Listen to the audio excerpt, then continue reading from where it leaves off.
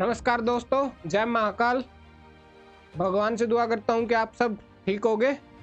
आज हम RRB NTPC graduate level का जो कि एग्जाम 16 मार्च से होने वाला है उसकी स्ट्रेटेजी बनाएंगे, लगभग 30 दिन की। अगर आपने जिनका पेपर 16 या 17 तारीख को होगा उनके पास 25-26 दिन बचे होंगे, तो 25-26 दिन भी आपने अगर ये स्ट्रेटेजी फॉलो कर ली तो 101% आपका सिलेक्शन होगा। अब मेन बात आती है कि क्या पढ़ें, कितना पढ़ें। लास्ट 30 दिन में हमें सिर्फ सेलेक्टिव पढ़ना होता है कि उनमें से पेपर में आ जाए और हम क्लियर कर ले पेपर को। इसके लिए आपको कहीं घूमने की जरूरत नहीं है, सब कुछ हमने प्रिपेयर करके दिया है कि डे वाइज स्ट्रेटेजी, आज आप क्या करोगे, कल क्या करोगे, 25 दिन में आपका सिलेबस कंप्लीट हो जाएगा। अगर आपने सीरियसली ये टाइम टेबल फॉलो किया तो आपका 101% सिलेक्शन होगा ही होगा। पेपर पैटर्न के बारे में बात करें तो सबसे पहले तो जिसने मॉक नहीं दिया है उसको मैं बता दूं, पेपर में मिक्स क्वेश्चन आएंगे, सेक्शन वाइज नहीं आएगा। जैसे एसएससी में आता है सेक्शन वाइज नहीं आएगा। पहला क्वेश्चन रीजनिंग का आ गया, दूसरा क्वेश्चन जनरल अवेयरनेस का आ गया, या तीसरा क्वेश्चन क्वांटिटेटिव एप्टीट्यूड का आ गया। तो मिक्स क्वेश्चन आएंगे, तो इसके लिए भी अपने आप को प्रिपेयर रखना है। 30 क्वेश्चन रीजनिंग के आएंगे, 30 क्वेश्चन एप्टीट्यूड के आएंगे, 40 क्वेश्चन आएंगे जर्नल अवेयरनेस। जर्नल अवेयरनेस आपका सिलेक्शन करवाएगी।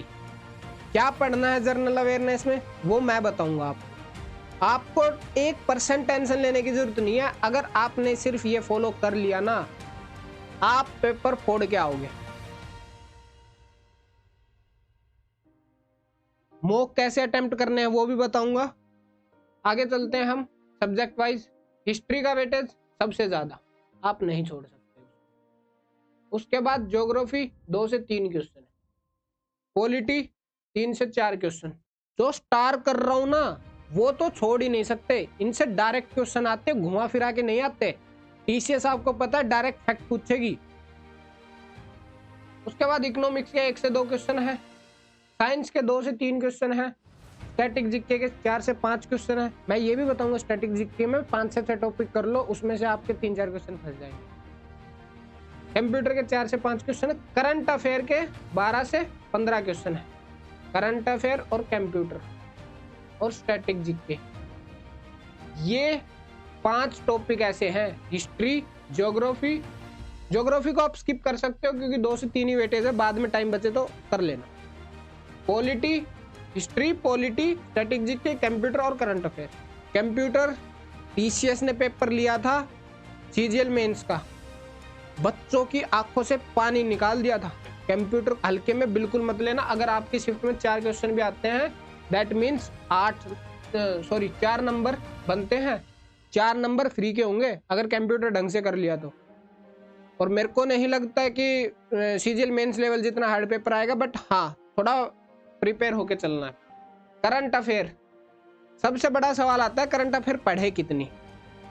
तो जुलाई 2025 से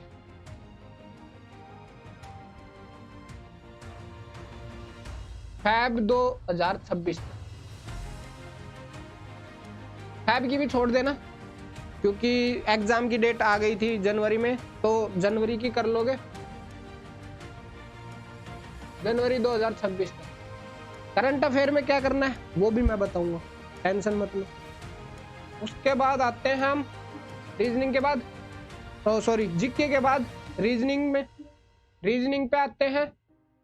रीजनिंग में कोडिंग एंड डिकोडिंग का वेटेज देख लो, सीरीज टेस्ट का वेटेज, एनालॉजी और क्लासिफिकेशन का वेटेज।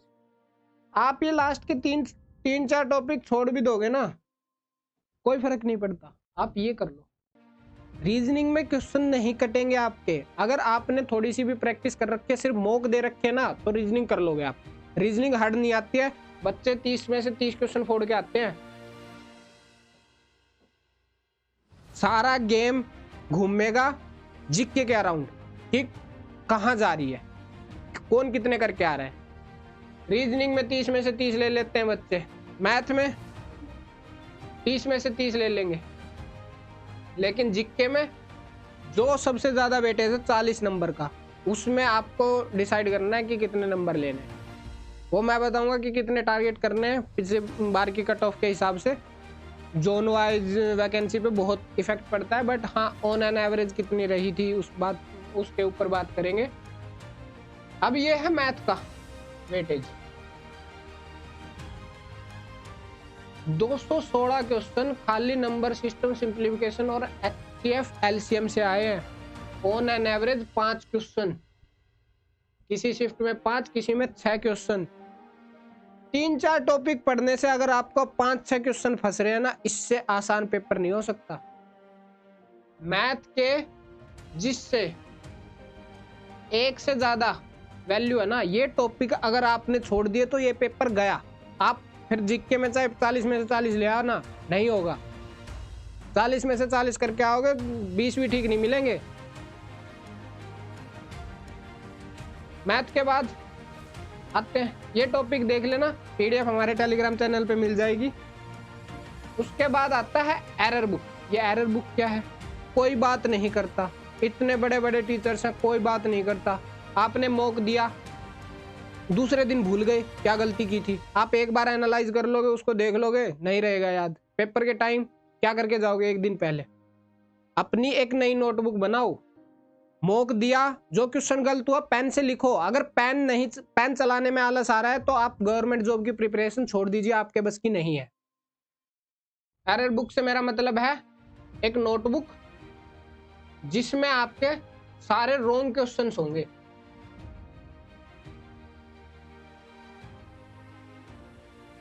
जो मॉक में आपने रॉन्ग क्वेश्चंस करे हैं उसकी एक नोटबुक बनाओ। मॉक टेस्ट कब देना है, कहां से देना है? टेक्स्ट बुक से मॉक दो, उनका लेवल बहुत सही है, ना ज़्यादा हाई लेवल है ना कम है, वो बहुत जेन्युइन चीज़ पूछते हैं। वो मॉक टेस्ट दो, डेली का एक मॉक दो। अब इतना टाइम नहीं बचा है कि हफ्ते में एक मॉक दोगे, वो टाइम जा चुका है। टारगेट स्कोर सारा एनालिसिस करने के बाद ऑन एन एवरेज UR के बच्चे को चाहिए 72 से 75 नंबर टियर 2 में बैठने के लिए। 72 से 75 नंबर, अपनी कैटेगरी के हिसाब से 2-2, 3-3 नंबर कम कर ले। उसके बाद आती है प्रैक्टिस। कमेंट सेक्शन में बता देना अगर आपको प्रैक्टिस करने में दिक्कत है, प्रैक्टिस के लिए कंटेंट चाहिए। हम आपको हर टॉपिक से 50 से 60 क्वेश्चन, ज़्यादा नहीं देंगे, 1 घंटे में एक टॉपिक निपटाओ।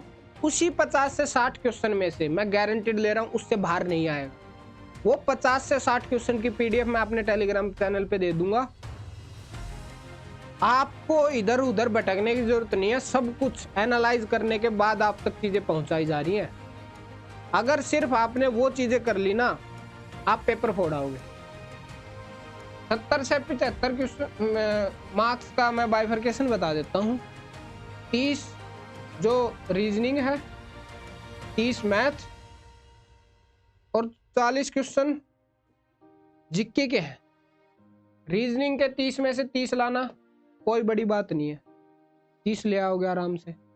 मैं मान के चल रहा हूँ एवरेज स्टूडेंट के लिए 30 में से मैथ में अगर वो अभी पढ़ना स्टार्ट करेगा तो 25 क्वेश्चन तो कर ही आएगा। अब बच गए आपके 20 नंबर के आसपास। रीजनिंग में मैं आपको एश्योरिटी दे रहा हूं, अगर जो जो मैंने बताया है चीजें वो कर ली ना, आप 25 से 27 नंबर आराम से ले आओगे। 25 यहां से आ जाएंगे। 80 नंबर का कंटेंट, 100 में से 80 नंबर का कंटेंट मैं कह रहा हूं कि आप 25 दिन लग के मेहनत कर लीजिए, 80 नंबर कहीं नहीं गई। आपके लिए चीजें प्रिपेयर कर रखिए, डे वाइज शेड्यूल, कि एक दिन ये करना है, सिंप्लीफिकेशन डेसिमल फ्रैक्शन की प्रैक्टिस करनी है, रीजनिंग में एनालॉजी की करनी है, GS में एंशिएंट हिस्ट्री पढ़नी है। अब एक दिन में एंशिएंट हिस्ट्री किसी से नहीं पढ़ी जाती, तो 2 दिन दे रखे हैं। और एंशियंट हिस्ट्री पढ़ने मत लग जाना, कहीं बुक उठा के पढ़ने लग जाओ। खुद के नोट्स बना रखे हैं तो उनसे रिवाइज करो। अगर नोट्स नहीं बना रखे हैं तो मैं आपको टॉपिक्स बता दूंगा, वो टॉपिक्स सिंपली जाके यूट्यूब से एक वीडियो देख लो, उस टॉपिक की देखना। क्योंकि जैसे एंशियंट हिस्ट्री में मैं बात करूं, एंशियंट हिस्ट्री में फालतू के टॉपिक ज्यादा हैं, लेकिन टीसीएस पूछती कितने, 3-4 टॉपिक से। Indus valley civilization, Indus valley civilization में क्या है, आपसे क्या पूछ रहा है, डीप तो जा ही नहीं रहा टीसीएस। सिंपली क्वेश्चन पूछ रहा है कि बैंगल्स कहां से मिली थी, किसको नहीं पता है जो तैयारी कर, सिर्फ आपको प्रैक्टिस करनी है। गिन चुन के 50 से 60 टॉपिक हैं जो आपको पढ़ने हैं, जिससे आपके 40 में से 50% क्वेश्चन आने हैं। जीएस वैसे होता तो अनएक्सपेक्टेड होता है, बट आ जाता है, उसमें से 50% तो एक्सपेक्टेड होता है कि हाँ टीसीएस यही पूछेगी। करंट अफेयर का मैंने बता ही दिया आपको। ये पीडीएफ हमारे टेलीग्राम चैनल पे थोड़ी देर में मिल जाएगी। इस पीडीएफ को डाउनलोड करके प्रिंट करा के कहीं टेबल पे जहाँ पे भी पढ़ते हो वहाँ पे बना लो। डेली का एक मॉक पक्का देना है। एरर बुक जरूर बनानी है। लास्ट दिन पेपर से पहले सिर्फ अपनी एरर बुक पढ़ जाना, तुम्हारे आधे क्वेश्चन ठीक हो जाएंगे। ये पूरी पीडीएफ है, 30 दिन का प्लान। अपने पेपर के हिसाब से इसको डेट्स को मैनेज कर लेना, एक एक दिन आगे। जिसका पेपर मान लो बहुत बाद में 23 मार्च को है, तो वो एक एक मॉक और एक्स्ट्रा ऐड कर लेना। मैंने रिवीजन डेज भी बहुत ज़्यादा ऐड कर रखे हैं, तो ऐसा नहीं है कि आपको रिवीजन के लिए टाइम नहीं मिल रहा, रिवीजन के लिए भी बहुत ज़्यादा टाइम मिलेगा। इसके लिए आपको कितने घंटे डेडिकेट करने, 1.5 घंटे का तो मॉक,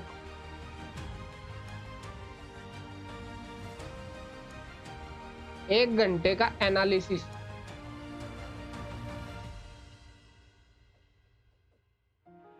और 2 घंटे मैथ। जो टॉपिक उस दिन का होगा वो रिवीजन, उसके साथ जिसकी जीके वीक है वो 2 घंटे दे लेना, नहीं तो 1 घंटा जीके को दे लेना। रीजनिंग 1 से 2 मॉक, सेक्शनल मॉक देना है।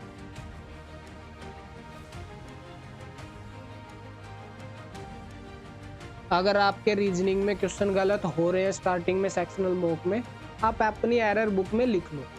मान लो आपसे कोई सीरीज नहीं बनी, अब वो सीरीज नहीं बनी है तो उस सीरीज का जो भी पैटर्न है वो लिख लो, आपको वो सीरीज जिंदगी भर याद रहेगी। फिर अगर पेन नहीं चलाओगे तो नहीं होगा।